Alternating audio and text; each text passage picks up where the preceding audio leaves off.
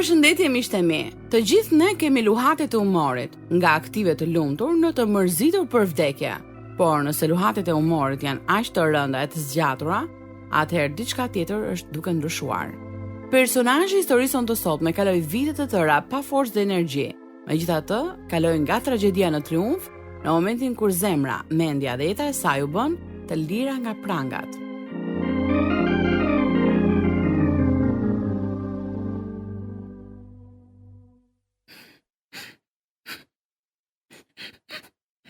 Barbara, po qanë? Dëshiron të flasim për atë që të ka ndodhur. Mbase mund të ndihmoj. Të lutem, nëse nuk mund të flasësh me mua, shko fol me psikologun e shkollës. Ti nuk je kështu, Barbara. Të lutem. Kërko ndihmë. Po ndishni të lirë nga prangat radiodramatizimin e historive të vërteta njerëzore që përcjellin lajmin e mirë në botë. Këto histori janë prodhuar në Chicago nga Pacific Garden Mission dhe vinë për ju në gjuhën shqipe nga Radio 7 në Tiranë. Sot për transmetim ju ftoj të ndiqni programin me numër 363, programi që ju bën të përballeni me veten dhe të mendoni.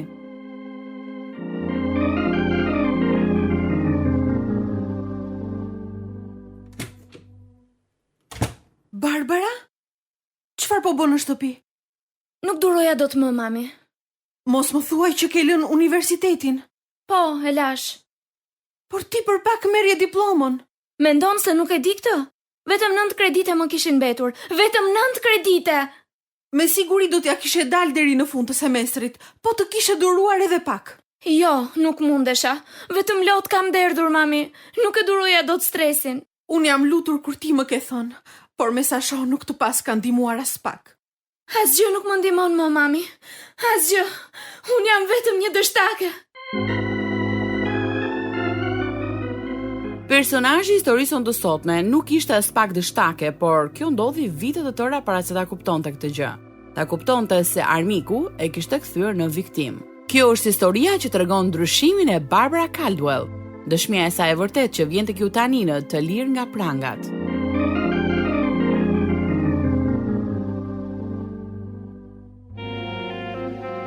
Pak kohë pas lindjes sime në Newark të New Jerseyt, prindërit e mi u larguan nga njëri tjetri dhe më pas u ndan. Unë jetoja me nënën, u rita larg Timeti dhe kisha frikë prej tij. Duke qenë se nëna duhet të punonte, unë qëndroja me një fqinje që vinte në kishën tonë. Pas klasës së tretë u ktheva në një fëmijë të vetmuar, që duhet të kujdesej për veten derisa nëna të kthehej në shtëpi. Sa po dilja nga shkolla, ajo priste që ta telefonoja në punë. Si e, Barbara? Shumë mirë jam, mami. Mos harro, nuk duhet t'ja hapësh derën askujt. Dëgjove? Po sikur të jetë kushërira Merilin? Patjetër që asaj mund t'ja hapësh, por mos dil jashtë edhe sillu mirë. Edhe dëgjo, mos ha shumë sepse kur të kthehem do të gatuaj diçka të mirë. Në rregull, mami. Tani po i kthehem punës, por më telefono po pate nevojë për ndonjë gjë. Ose po pate ndonjë problem. Patjetër që po. Dhe dëgjo, mos e bëj rëmuj shtëpinë. Mirë. Më vonë fillova të mendoja se nëna ishte e rrept, por më vjen mirë që ka qenë e tillë. Tezja ime punonte me nënën dhe jetonte ngjitur me ne. Gjithashtu një antare e kishës jetonte një kat më sipër. Kur u rita dhe kisha lirim për të dalë, më pëlqente ta vizitoja. Kështu që ngado kisha mbështetje. Megjithse isha njëri i tërhequr, personi i preferuar me të cilën doja të luaja ishte kushërira ime, Marilyn. Barbara mos u hidhaj shumë. Ke të drejtë. Po fillon të më dhem krahërori. Të lutem, blidhe veten se nuk dua të të pushoj zemra për fajin tim. Mos u shqetëso. E di që doktori më ka thënë se zemra ime bën disa zhurma? Po, e di. Ke frikë nga vdekja? Jo, fare. Të gjithë thonë që Jezusi na do aq shumë se nuk duhet të kemi frikë. Ke të drejtë. Thjesht e di që ai ka diçka të mrekullueshme për jetën time. Nëna fqinja dhe kisha ku shkonim ndikua në rritjen time frymore dhe shkoja rregullisht në shkollën e së dielës. Për shumë vite i mësoja vargjet përmendësh, por nuk i jetoja. Sidoqoftë, e doja shumë pastorin e kishës i cili gjithnjë na inkurajonte. Lexojeni çdo ditë Biblën. Fjala e Perëndisë është buka e jetës. Luduni gjithnjë para se të lexoni që Perëndia t'ju bëj të kuptoni. Psalmi 119 vargu 18 thot: Hapi sytë e mi dhe unë do të sodis bukuritë e ligjit tënd. Po Zot, bukuritë e ligjit tënd. Përfshihesha gjithnjë në koncerte ose shfaqje dhe kur fillova shkollën e mesme, kuptova që kisha talent për të kënduar dhe aktruar. Ky ishte shtegu i karrierës që vendosa të ndjek. Si të shkoj dita në shkollë sot, Barbara? Shumë bukur, mami. Më kanë zgjedhur që të luaj një pjesë operistike gjatë ceremonisë së diplomimit. E merr dot me mend? Unë do të këndoj solo. Po kjo nuk është për t'u habitur. Ti ke një zë të bukur. Edhe nxënësit e tjerë në shkollë kanë zë. E di, por vitin e shkuar nuk u zgjodhe në korin e qytetit, kurse ti u zgjodhe. Ai është një grup shumë i veçantë. Vetëm ti dhe 2 djema arritët të merrni të pjesë. E mban mend? Po, e drejt. Sot emri im u shpall në çdo auditor të shkollës dhe të gjithë studentët e dëgjuan emrin tim, mami. Jam shumë e emocionuar. Fillimisht kisha koncertin e madh që u regjistrua, ndërsa tani kam këtë. Barbara, me dëshirë mund të arrish shumë larg. Oh, mami, unë dua të arrij shumë larg. Dua! Unë nuk I kushtova shumë rëndësi mbrëmjes së maturës në vitin e fundit të shkollës së mesme, por mësuesi I muzikës u kujdes për këtë. Ai më gjeti një djalë simpatik I cili tashmë ishte diplomuar. Kushërira më qepi një fustan të bardhë dhe u ndjeva si hirushja. Në fund të verës, një mësuese tjetër muzike më dërgoi në një universitet të vogël privat në Virginia, ku ajo kishte shkuar vetë. Disa javë më pas fillova punë si mbikëqyrse e konviktit, por jo të gjitha gjërat shkuan ashtu siç e kisha planifikuar. Kan dalë notat, Barbara. E di, Je zgënjur? shumë, por herën tjetër do të përpiqem më tepër. Barbara, ti je shumë e ngarkuar, duke u dhëtuar me korin e koncertit edhe me angazhime të tjera të tilla. Por është vetëm 2 herë në vit. 2 herë në vit, por të duhen 2 javë. Ti mungon në shumë lëndë mësimore, pa llogaritur se duhet të paraqitesh në praktik para se të fillojnë. Shoqe, u bë kohë që ti nuk I ke prekur më librat me dorë. Pastaj kur të kthehesh duhet të mbyllësh punët me të cilat nuk je marr fare. E po, unë nuk e kam ndërmend të heq dorë nga kori. Muzika është jeta ime. Kjo është zgjedhja jote, Barbara. Unë thjesht po të them që nuk mund t'i kesh të dyja, edhe notat e mira, edhe karrierën. Sigurisht që mundem. Vitin tjetër do të kem rezultate më të mira. Notat e mia u përmirësuan pas vitit të parë, megjithse e vazhdova të merrja pjesë në turneun e korit. Kur isha në universitet, ndodhi që arrita ta njihja më mirë timat. Alo? Barbara, jam babai yt.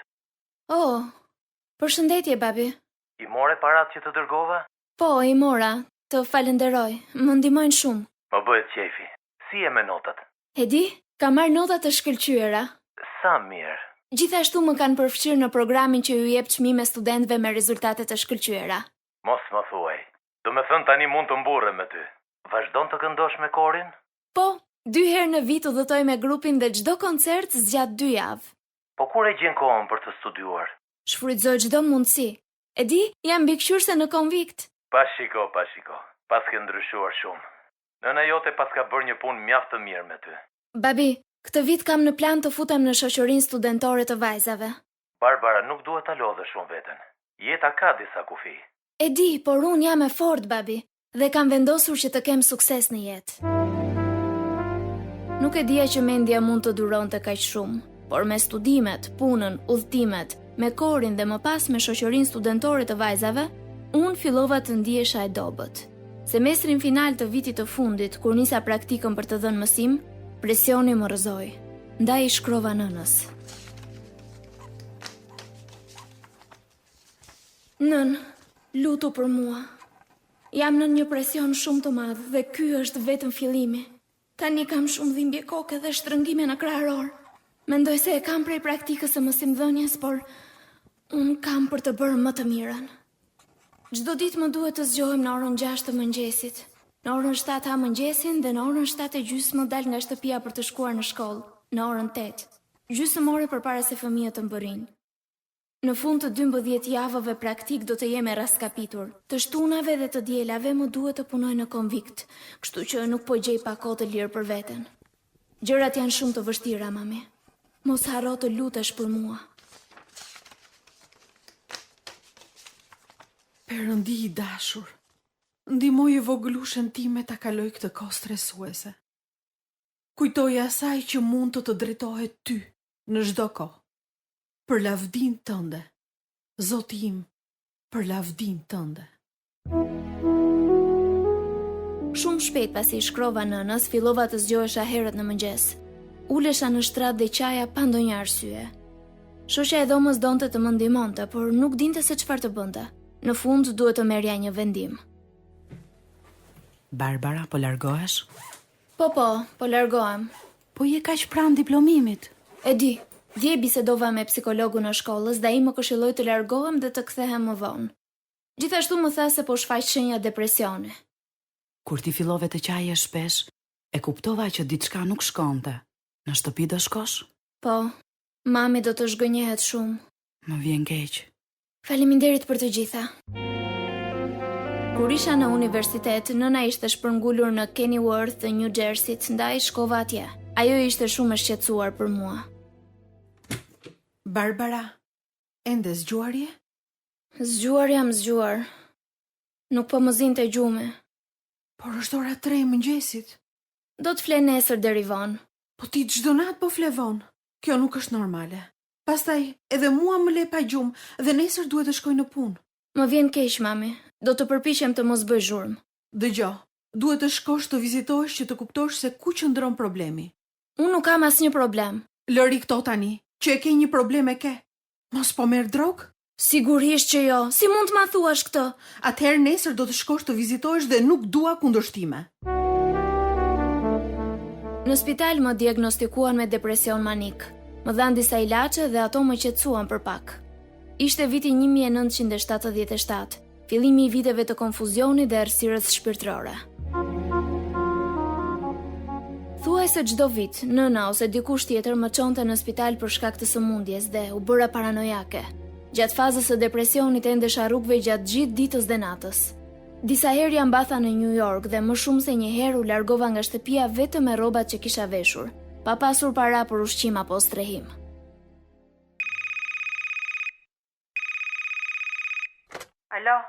Alo, Barbara, ti je? Po, mami, unë jam. Ku ndodhesh tani? As vet nuk e di. Ke më shumë se një javë që je larguar nga shtëpia, më thuaj ku je. Jo, nuk do të ta them. Barbara, jam jashtëzakonisht e shqetësuar për ty. E po rrie qetë se jam shumë mirë. Nuk kam për të kthyer më në spital. Në rregull, por të lutem, vetëm eja në shtëpi. Që të më fusësh prap në atë vend? Mos të dukem gjë budallaqe? Dëgjoj zemër, ti mund të jesh në rrezik. Të thash që jam shumë mirë. Ke para për të ushqyer? Sigurisht që po. Po për të fjetur ku shkon? Oh, sa pyetje që bën edhe ti. Barbara.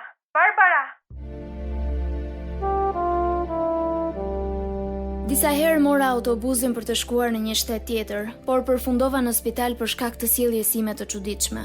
Një herë shkova në New York dhe më pas humba në Jersey. Konfuze dhe friksuar, qëndrova në një stacion autobusi duke u përpjekur të vendosja se çfarë të bëja. Ke nevojë për ndihmë? Nuk më dukesh mirë. Jo, mirë jam. Ku dëshiron të shkosh? Në shtëpinë e nënës time. Ku është shtëpia e nënës tënde? Nuk e di, është në Kenilworth, mendoj, nuk jam e sigurt. Tani nuk jam e sigurt për asgjë. Mbase duhet ta telefonosh që të marrësh udhëzime. Nuk mendoj se më mjaftojnë parat sa të bëj një telefonat. Do me thënë as autobusi nuk mund ta marrësh? Nuk kisha menduar për këtë. Përse nuk vjen me mua në shtëpi? Mund të telefonosh nënën tënde që të vi të marrë atje. Si thua?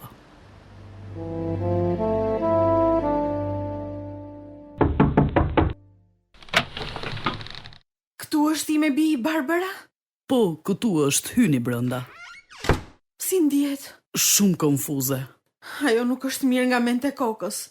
Është e sëmurë dhe vazhdimisht largohet nga shtëpia. Duhet të jeni shumë e shqetësuar për të. Jam. Dhe lutem gjatë gjithë kohës. E jani këtej. Ajo ndodhet në kuzhinë. Sikur depresioni manik të mos mjaftonte, dikush më tregoi disa qetësues dhe fillova t'i merrja 2 herë në ditë, duke menduar se do të më sillnin paqe. Në vend të kësaj fillova të endem në errësirën e parapsikologjisë. Her pas here punoja, por sëmundja më pengonte që ta mbaja një punë për një kohë të gjatë. Nga fundi i viteve 70, Fillova punën e parë si këngëtare profesioniste në një dramë në New York. Kushërira ime Marilyn ishte pjesë e kastës së aktorëve. Do të qëndrosh në fest me grupin?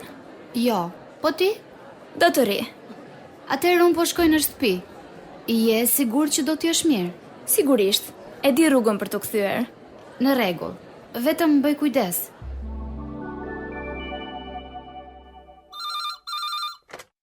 Alo? Ç'kemi Barbara? Thjesht të mora për të siguruar që u ktheve shëndoshe mirë në shtëpi mbrëm.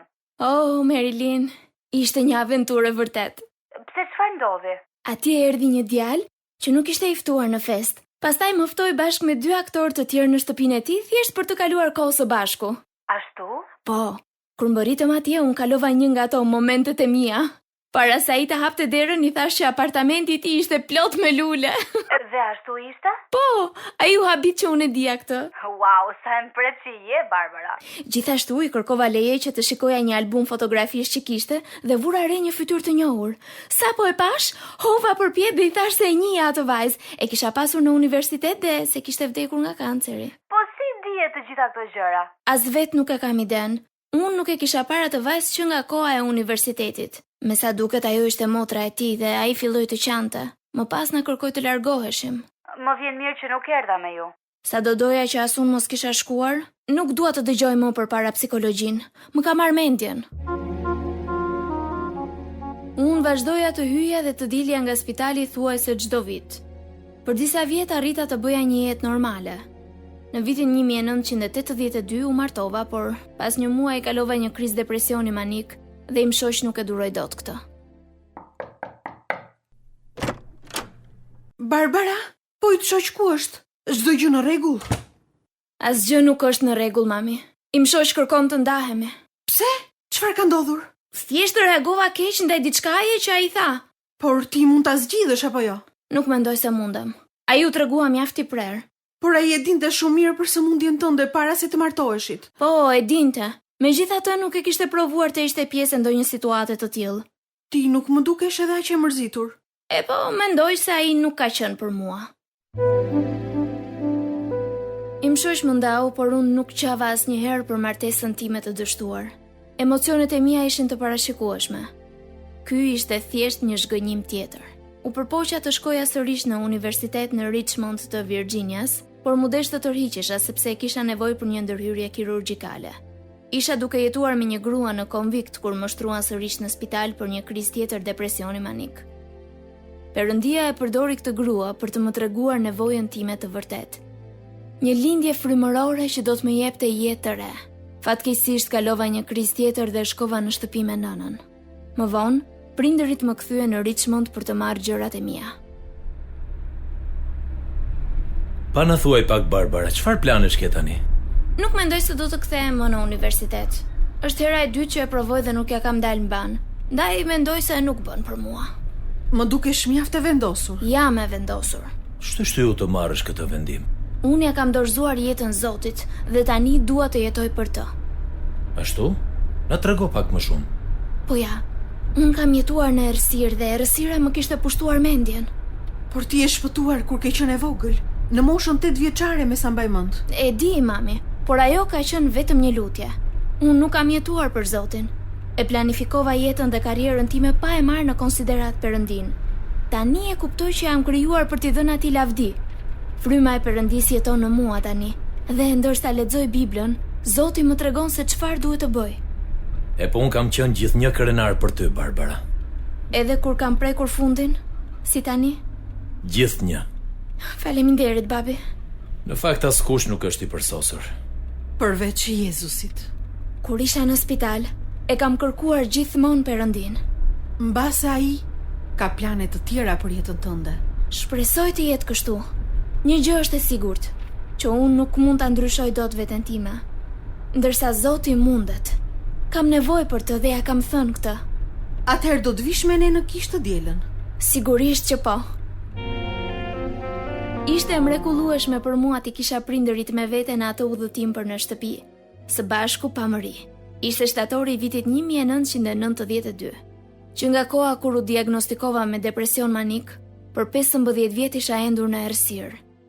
Kur shkova në shtëpi, u luta me zell. Zoti dashur, të lutem, më fal për mëkatin tim të mosbindjes. Më fal që kam ndjekur perëndi të tjerë, veçanërisht për egoizmin tim. Më fal për mëkatet që i di dhe për ato që nuk i di. Perëndi, merre jetën time dhe bëj atë që ti dëshiron. Kam nevojë për ty, Jezus. Ta dorëzoj veten time ty, plotësisht. Më çliro nga çmenduria që më ka kapluar gjithë jetën. Të dielën shkova në kish me nënën dhe shërbesa ishte e mrekullueshme. Kur u bë ftesa për të pranuar Krishtin, unë dola përpara dhe rrëfeva që ja kisha dorëzuar të gjithë jetën time Krishtit. Të gjithë u gëzuan. Në anën tjetër të rrugës, përballë shtëpisë së nënës, jetonte një grua që bënte studime biblike në shtëpinë e saj dhe shkoi atje çdo javë. Kjo është një përmbledhje e çdo libri të Dhjatës së Vjetër dhe të Dhjatës së Re në Bibël. Dhjata e Vjetër është po aq e rëndësishme sa Dhjata e Re, kështu që studiojeni dhe mësojeni atë. Krishti është i fshehur në Dhjatën e Vjetër dhe i zbuluar në Dhjatën e Re. Çfarë doni të thoni me këtë, zonja Adela? Dua të them që Perëndia e frymëzoi Biblën me anë të frymës së shenjtë dhe ai shfaqet në shumë mënyra në shumë vargje. Nga libri i Zanafillës deri tek libri i Malakias, Krishti shfaqet vazhdimisht duke i drejtuar popullin dhe duke e bërë gati për ardhjen e tij në tokë. Profeti Isaia flet në veçantë për ardhjen e parë të Krishtit si një shërbëtor që vuan. Por ai do të kthehet sërish në lavdi për të marrë me vete popullin e tij. Ai erdhi si qengji i Perëndis, duke u flijuar për mëkatet tona, por do të rikthehet si një mbret i gjithëpushtetshëm për të vendosur mbretërinë e tij në tokë. Ndaj, lexojeni çdo ditë Biblën. Ajo është harta për jetën tuaj, që ju mëson se si të gjeni shtigjet e duhura, që ju çojnë në paqe të përjetshme dhe në parajs. Perëndia do t'ju drejtojë me anë të fjalës për të përmbushur qëllimet e tij. Më kujtohet që kur isha e vogël, edhe pastori më thoshte këtë. Është e vërtet. Ndaj bëhuni gati të takoni atë. E di që fillon e gjitha me lutjen e shpëtimit, por në çfarë mënyre tjetër bëhemi ne gati, zonja Adela? Mundohu të dalësh para Perëndisë si i sprovuar, si punëtor, që nuk ka pse të turpërohet që thot drejt fjalën e së vërtetës. Unë për këtë jam këtu. Barbara, qëndro pranë Perëndisë sepse ne nuk e dim orën apo ditën e kthimit të tij. E mban mend shëmbulltyrën e 10 virgjëreshave? 5 prej tyre ishin budallachka dhe nuk ruajtën vaj për llampat e tyre. Kur Zoti erdhi, ato nxituan jashtë duke u përpjekur të gjenin vaj, që është simboli i frymës së shenjtë të Perëndisë, por ishte shumë vonë. Dhe ai u tha: "Nuk ju njoh. Ndaj, ji gati." Mësova shumë nga ajo grua e përkushtuar dhe që nga dita e shpëtimit nuk kalova më kriza depresioni. Në vitin 2000, unë dhe nëna u shpërngulëm në Albani të Georges. Që nga ajo kohë fillova të shkruaja këngë për të shprehur dashurinë që kisha në zemër për Perëndin. Në vitin 2004, Imat pranoi të më sillte me makinë në një studio të Krishterë ku do të regjistroja këngën time. E vlerësoj shumë këtë që po bën për mua, babi. Mua më pëlqen të udhtoj, por rrugët janë me ngric, ndaj më duhet të ngadalsoj. Në rregull, merr e shtruar. Ai që i beson atij nuk do të ngutet. Ke mësuar shumë nga Bibla, bi. E po Zoti më ka shpëtuar jetën, babi. Si ka qenë nëna pasi kaloi krizën? Thuajse njësoj. Ka nevojë për dikë që ta ndihmoj. Besoj se dikush do të qëndroj pranë saj tani që do të jesh larg. Po, patjetër që po. Jam krenar për ty, Barbara. Ke ndryshuar shumë. Ilaçet më kanë ndihmuar të stabilizohesha, babi, por është vetëm fuqia e Perëndisë ajo që më ka ndryshuar jetën. Më vjen mirë për këtë. Djalli më ka bërë shumë konfuze, duke më mashtruar për 15 vjet. Tani, pasi kanë kaluar 15 vjet të tjerë, jam e shëndetshme. Kjo është mahnitse. Lavdia i takon Perëndisë. Kam përjetuar shumë zhgënjime gjatë viteve kur kam qenë në errësirë. Kam humbur shumë. E po Zoti po të rindërton. E di, ai thot, do t'ju restauroj për atë që i ligu ka vjedhur. Dhe kur ai e thot diçka e mban fjalën. Amen. Gjithnjë kam besuar se një ditë do të isha mirë, por nuk e kisha menduar kurrë që jeta ime do të ishte kaq emocionuese sa ç'është tani. Ai më kaloi nga tragjedia në triumf. Zoti më largoi zemërimin nga zemra dhe e zëvendësoi atë me dashuri. E falenderoj atë për paqen që sot rrjedh në shpirtin tim. Vitin e shkuar kam shkruar dhe regjistruar 2 këngë solo. Nuk ka asgjë të pamundur për Perëndin. Shpresoni, besoni dhe do të merrni.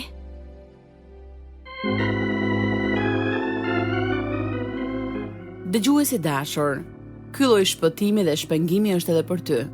Bibla thot, sepse Perëndia nuk e dërgoi birin e vet në botë që ta dënojë botën, por që bota të shpëtohet prej tij. Pavarësisht asaj që ju mban në pranga, Jezusi do t'ju bëjë të lirë për të pasur një jetë me qëllim e me gëzim. Ju mund t'i drejtoni atij në çdo kohë dhe në çdo vend. Nuk ekziston ndonjë fjalë magjike për këtë sepse Perëndia shikon zemrën. Tek letra Romakëve nga kapitulli 10 në vargjet 9 dhe 10 thuhet ky premtim: sepse po të rrëfesh me gojën tënde Zotin Jezus dhe po të besosh në zemrën tënde se Perëndia e ringjalli prej së vdekurish, do të shpëtohesh, sepse me zemër njeriu beson në drejtësi dhe me gojë bëhet trofim për shpëtim. Nëse keni nevojë për ndihmë në marrjen e këtij vendimi të rëndësishëm, ju ftoj të na shkruani në Radio 7 kutija postare 2914 Tiranë, ose mund na dërgoni email në info@radioviz7.net.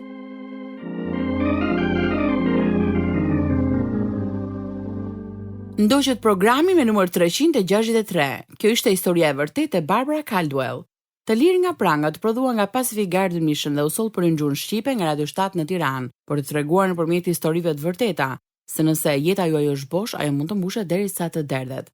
Do të ishte kënaqësi të dëgjonim se si ka ndikuar këto programe në jetën tuaj, ndaj mos harroni të na shkruani. Deri herë në ardhshme bashkë, miru dëgjofshim.